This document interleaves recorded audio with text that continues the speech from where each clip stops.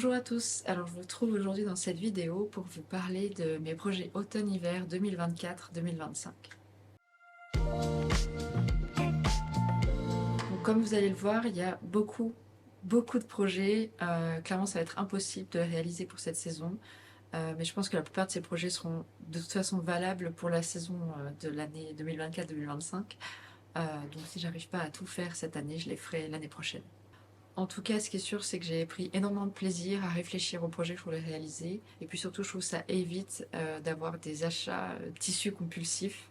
Parce que du coup, quand je vois tous les projets que j'ai envie de faire, tout ce que j'ai déjà en termes de tissus en ma possession, je sais que j'ai pas besoin d'en racheter. Donc du coup, je vais essayer de m'y tenir et de faire ça un peu à chaque saison. Et ça m'évitera d'acheter de nouveaux tissus et plutôt d'utiliser les tissus que j'ai déjà en stock. Je tiens d'abord à préciser que tous les projets que je vais décrire, ils ne sont pas décrits dans un ordre de préférence euh, et que je ferai au fil des mois ce que j'ai envie de faire selon mon envie du moment.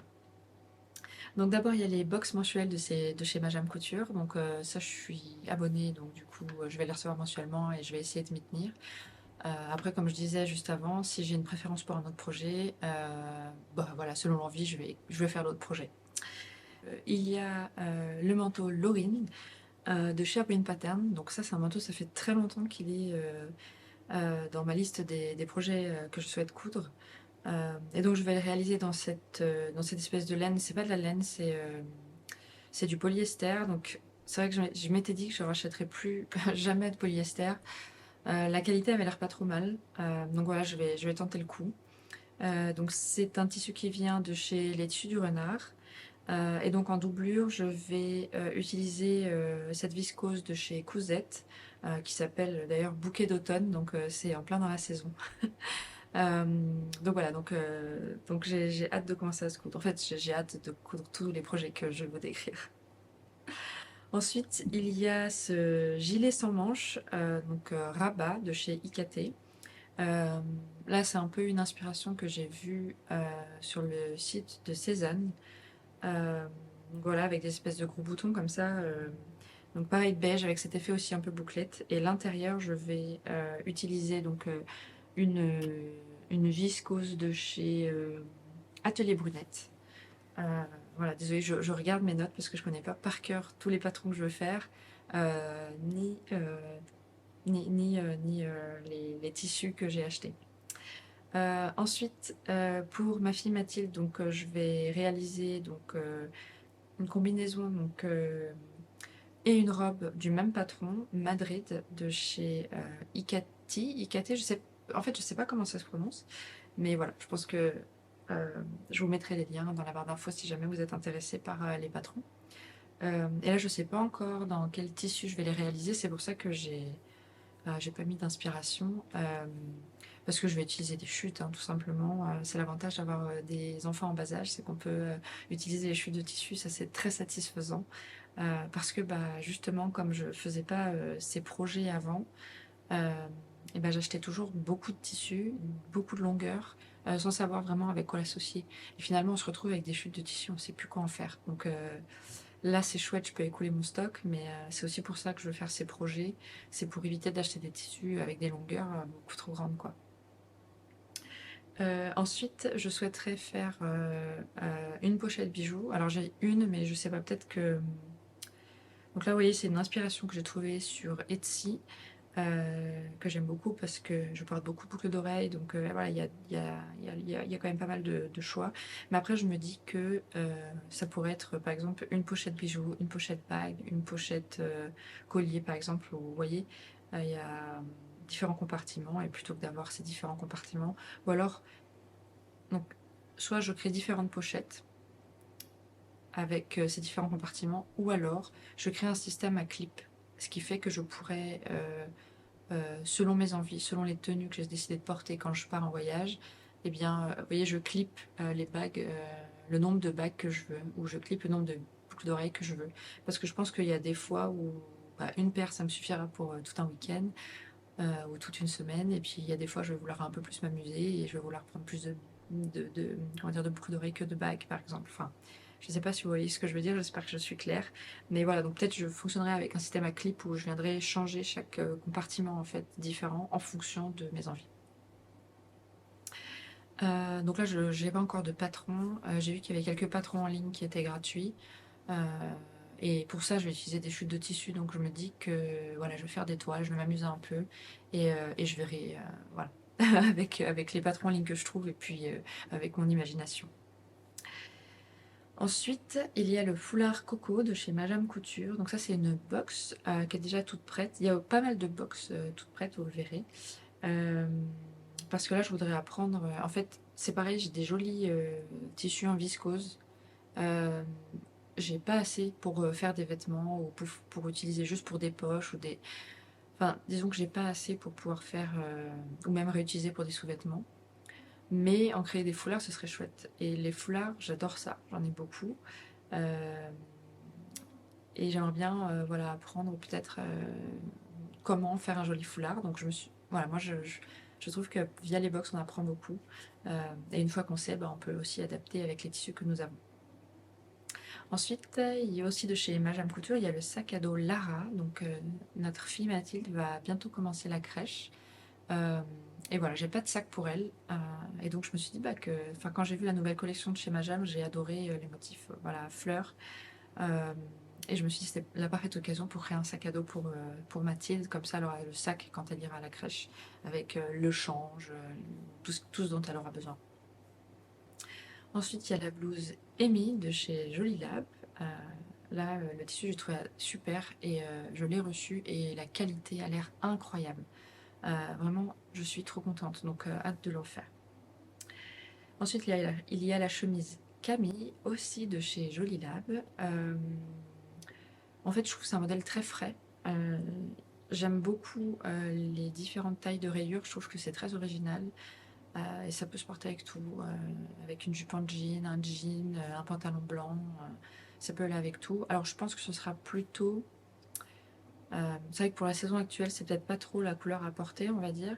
Mais je me dis que vers le mois de mars, ça peut jouer. Ça peut être sympa. Ensuite, il y a la robe Mandy de chez Sonia Step Designs. Donc ça, c'est la robe qu'on voit partout en ce moment parce qu'en fait, c'est une robe qui ressemble beaucoup à la robe Pipa de chez Cézanne.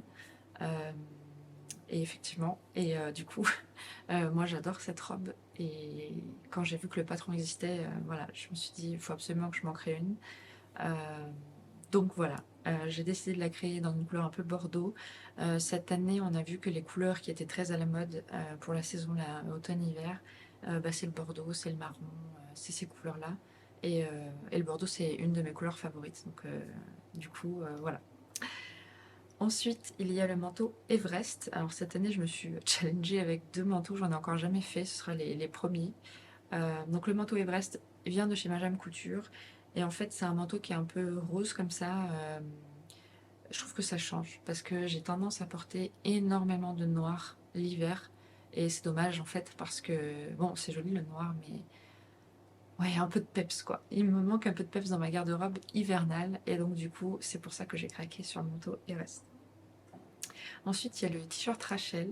Le t-shirt Rachel, donc j'ai déjà cousu le t-shirt Rachel blanc en manche courte, noir en manche longue, et je les adore. Je les porte régulièrement. Et donc j'ai aussi beaucoup de chemises, mais parfois on a besoin juste d'un petit t-shirt, quoi, comme ça qu'on pourrait mettre euh, avec tout et rien en fait. Hein. Ça va autant avec comment dire, une tenue plutôt chic qu'avec un petit jean et des petites baskets, et voilà.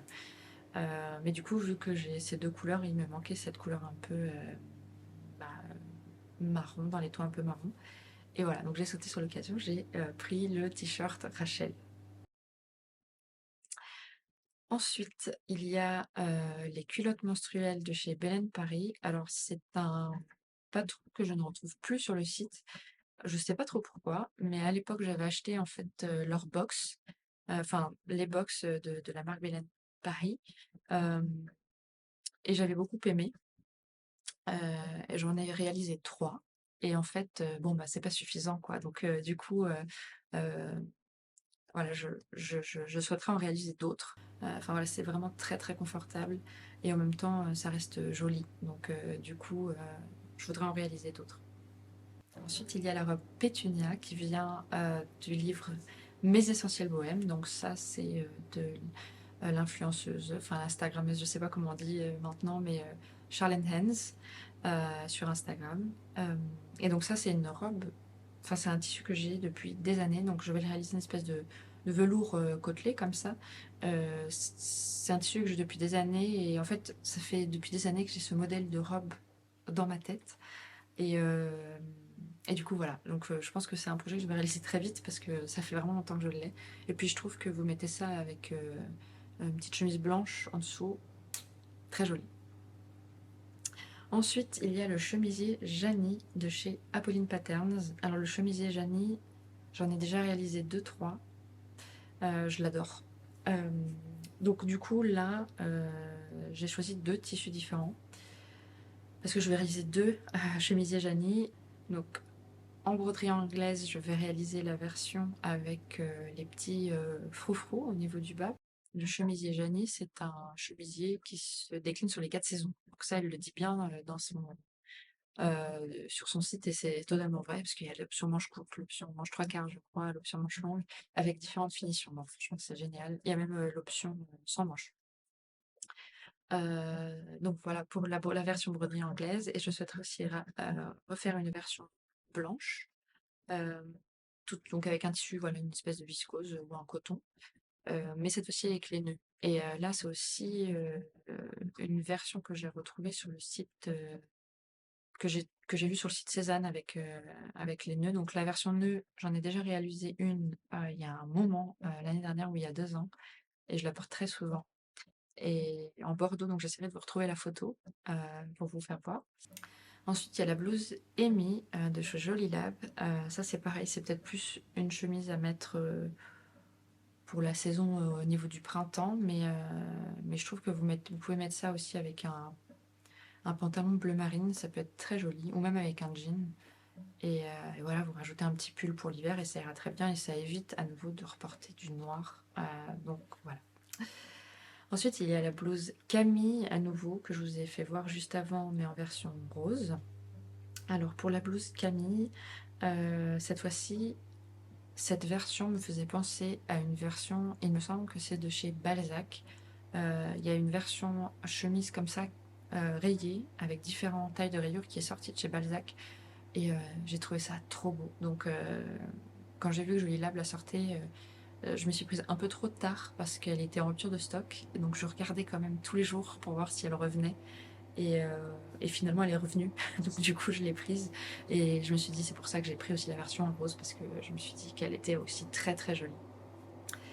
Ensuite, il y a le pantalon Gaïa en bleu marine. Alors, le pantalon Gaïa, faut voir. À m'écouter, j'aurais pris toutes les couleurs de ce pantalon que Jolie Lab propose. Mais je me suis dit, voilà, donc j'ai pas de bleu marine comme ça. Et c'est vrai que je porte rarement des pantalons larges comme ça. Mais je me rends compte que c'est quand même ultra confortable. Et puis, vous mettez ça avec des petites bottines. Ça donne un look que j'adore. Donc, du coup, j'ai hâte aussi de commencer à le coudre. Je pense qu'il faut que j'arrête de vous dire ça parce que je vais le dire à chaque patron, je pense. Mais disons que le pantalon Gaïa fait aussi partie des pantalons que j'ai très, très, très envie de coudre. Euh, Ensuite, il y a aussi quelque chose que j'ai pas mis sur Instagram, mais que je souhaiterais faire, c'est des petites pochettes de savon. Parce qu'en fait, j'utilise souvent quand je suis en déplacement, dans la famille, pour le boulot, j'utilise souvent des shampoings solides en fait, ou des après-shampoings solides. Et en fait, j'ai utilisé tous les contenants que je pouvais trouver sur Internet, et ça me convient pas en fait. Je trouve que ça va pas. Ça reste toujours un peu sale ou alors il y a de la moisissure qui va se développer parce qu'il y a quand même un peu d'humidité. Donc j'ai laissé tomber et du coup je pense que je vais faire des... Donc j'ai aussi déjà acheté le tissu.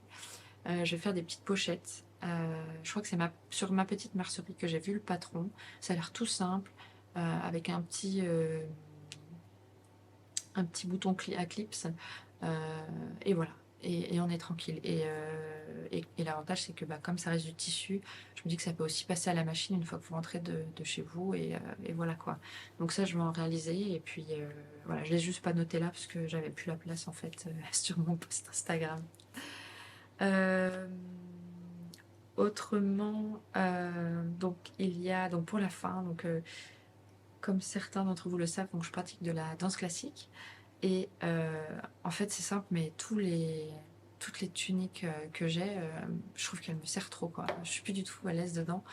Euh, donc, du coup, et le problème de la danse classique, c'est que bon, les nanas qui font de la danse classique, en général, elles sont ultra fines. Elles n'ont pas de poitrine, ce qui n'est pas du tout mon cas. Moi, j'ai une très grosse poitrine. Et ça va pas, quoi. J'ai l'impression que ça déborde à chaque fois. Ça me gêne énormément. Et il y a un an, j'avais déjà réalisé un body de chez Charlotte Jobert que j'utilise pour la danse. C'est un bonheur. C'est un bonheur. À chaque fois, j'ai des compliments de la part de mes copines de danse parce qu'elles le trouvent super beau. Je l'adore, quoi. Donc, j'ai décidé d'en refaire un autre. Cette fois-ci, c'est le Ségon, aussi donc de chez Charlotte Jobert. J'ai déjà acheté le tissu, donc j'ai acheté un espèce de lycra bordeaux. Et j'ai également acheté une mousseline bordeaux dans l'idée de faire un petit jupon dessus. Et puis aussi, ce qu'il me manque à la danse, c'est un short. Donc, ouais, parce que voilà, vous pouvez avoir la tunique, vous pouvez avoir la petite jupe par-dessus, donc souvent transparente. Mais des fois, vous pouvez juste mettre collant, un short et la tunique et basta, quoi. Et ça, des fois, c'est un peu confortable aussi. Mais ça me manque. Parce que j'ai déjà les pantalons longs, les combinaisons, mais c'est vrai que quand vous dansez, vous avez vite très chaud. Donc en général, ça vous le portez quand vous faites la première partie, quand vous êtes à la barre. Et une fois que vous passez sur le milieu, voilà, je ne sais pas si ce sera clair pour vous, mais je pense que ceux qui connaissent un peu la danse voient de quoi je parle. Mais quand vous passez sur le milieu, que vous n'utilisez plus la barre, euh, vous êtes contente quand vous n'avez plus la combinaison ou le pantalon. Et un short, ça suffit amplement et ça cache un petit peu vos formes sans que ce soit trop, sans que ça cache trop non plus, disons. Donc voilà, je crois que je vous ai tout dit. Donc comme vous pouvez le voir, il y a énormément de choses à faire. Il y a des choses que j'ai envie de faire plus vite que d'autres, disons. Donc je vais certainement les favoriser, favoriser certains projets plus que d'autres projets. Alors voilà, comme vous pouvez le voir, il y a du boulot, j'ai énormément de choses à faire. Je vais reprendre le travail, je vais avoir un bébé, enfin j'ai un bébé en bas âge. La couture, c'est des choses qui prennent énormément de temps. Donc déjà actuellement que je suis en congé maternité, j'arrive seulement à coudre 10 minutes par-ci par-là, ce qui n'est pas énorme. Mais j'avance petit à petit sur tous mes projets et j'en suis contente. Donc voilà, quand je vais reprendre le travail et je vais reprendre à 100%, forcément, je vais pas pouvoir avoir autant de temps pour coudre que le temps que j'avais à l'époque.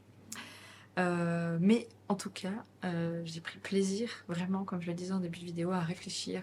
Et ça, je prends de plus en plus plaisir d'ailleurs, même si, comme vous avez pu le voir, il y a énormément de box. D'où parce que voilà, la facilité d'avoir tout, pas avoir à réfléchir, la mercerie, etc. Malgré tout, je me rends quand même compte que j'adore réfléchir au projet, patron, réfléchir au tissu que je pourrais utiliser, chercher ma mercerie, trouver mes petits boutons qui pourraient aller avec le projet. Ça, j'aime de plus en plus. Donc, ouais.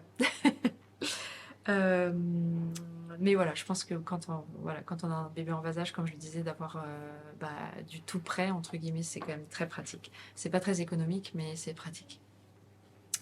En tout cas, voilà, donc n'hésitez pas à me dire ce que vous pensez de tout ça en commentaire.